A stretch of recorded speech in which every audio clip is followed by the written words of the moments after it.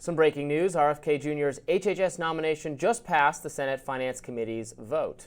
The committee voted 14-13 along party lines, and Kennedy's nomination will now go to the full Senate. Meanwhile, the Senate Intelligence Committee is set to take a crucial next step on Tulsi Gabbard's nomination to be the Director of National Intelligence. They will vote Tuesday to advance her toward a floor vote. Gabbard's confirmation seemed to be on shaky grounds, but Maine Senator Susan Collins on Monday gave her the boost she needs to make it to the final round. Collins, who's considered the swing vote on the committee, said, quote, "The office of the Director of National Intelligence has become far larger than it was designed to be, and Ms. Gabbard shares my vision of returning the agency to its intended size." Ms. Gabbard addressed my concerns regarding her views on Edward Snowden. I look forward to working with Ms. Gabbard to strengthen our national security. Charlie Kirk and Meghan McCain praised Gabbard and warned senators who vote against her. Take a look. What is it? Because she has a totally clean FBI background check, like sterling. She currently has a security clearance. She served her country and continues to serve her country. All of these kind of talking points against her are just nonsensical.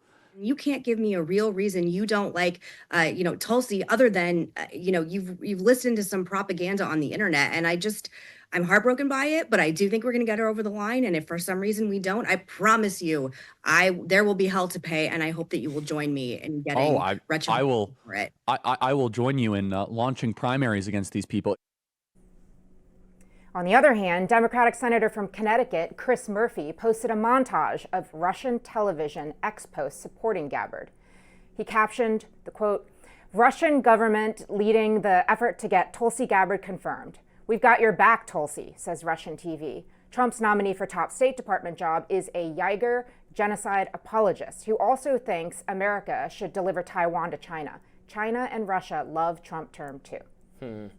Yeah, I just find that to be such a unfair smear. Like, just because you have a view and the Russian government or some Russian media outlet happens to agree with you on that view doesn't make you suddenly some deep agent Kremlin type person. You can just criticize the view. I happen to agree with a lot of Tulsi's views, so I guess I too am a Russian puppet or some kind of thing. But yes, I predict she will be confirmed.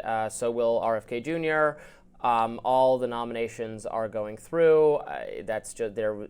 There is clearly Republicans should be rightly afraid to cross, if not Meghan McCain, their own voters who have clearly signaled that they like and agree with Tulsi Gabbard. They like and agree with RFK Jr. RFK Jr. was a big part of bringing in independent-minded but not totally sold on Trump voters into the Trump coalition.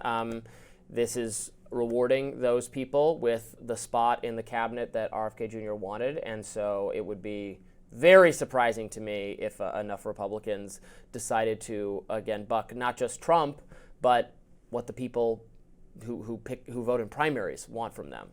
So. Well, I think what's notable about those ex-posts is that it is in line with the experience that we've heard about Tulsi in the past. And I know you're a fan of hers, but her own staff have said that in her congressional office, she would pass around Russian propaganda as if it was legitimate news for them to consume and digest as part of the work that they were doing. So I think that's part of this troubling narrative that I think is really what members of Congress were trying to raise there.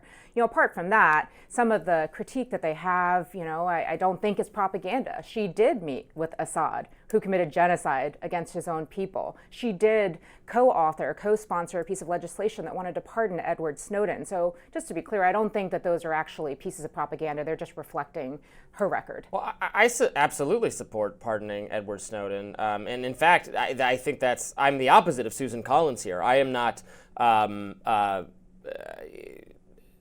I like Tulsi's initial position on this issue. If she has reassured Susan Collins that on Edward Snowden, I don't know how the conversation went, but I hope she did not backtrack. I hope Tulsi did not backtrack on her robust support.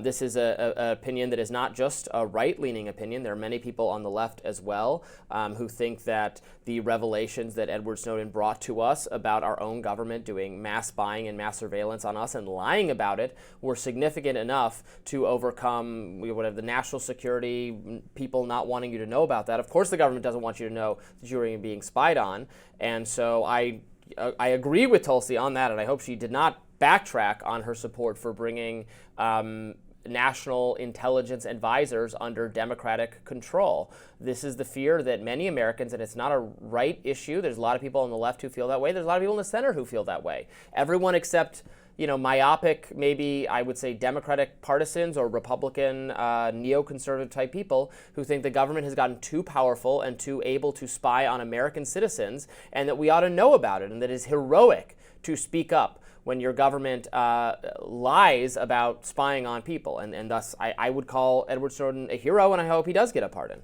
Well, and we could have a whole discussion about the Patriot Act and how certain programs came into being primarily and initially under a Republican-led administration. But I also think the flip side is when you release 10 million pages of classified documents, there are people on both sides of the aisle who think that that is the definition of being a traitor, betraying the nation, especially when we work at the National Security Council and in such highly coveted and intentionally secretive roles.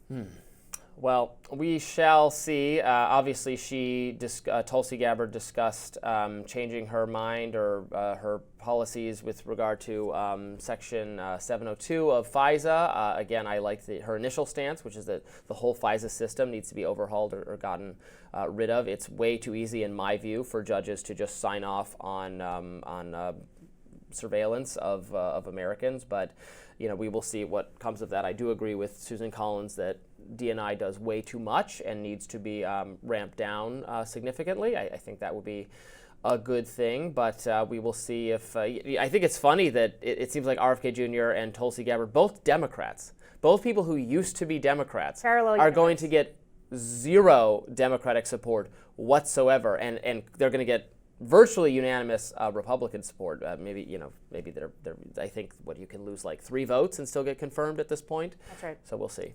Yeah, well, I mean, what was really illustrative in my mind was that exchange between Charlie Kirk and Meghan McCain. Because as you'll note, there was a not particularly veiled threat at the end of that discussion. And I think that's part of what is on all of these elected officials' minds. They're thinking about getting primaried. They're thinking about potentially their own physical security. As we saw play out in the last couple of cycles, that is something to worry about these days, sadly. Yeah, Meghan and Tulsi are close personal friends, and I would not want to have Meghan coming after me, but I also support Tulsi very much for this position, so we'll see what she is able to do. RFK Jr., I think he has I'm more mixed on my support for RFK Jr. than for Tulsi, in all honesty, because some of what he wants to do, I worry, is would actually grow the federal government. I don't want to make it more difficult for people to buy food or have access to drugs or any of that. I want to leave health decisions in individuals' hands rather than in the government's hands.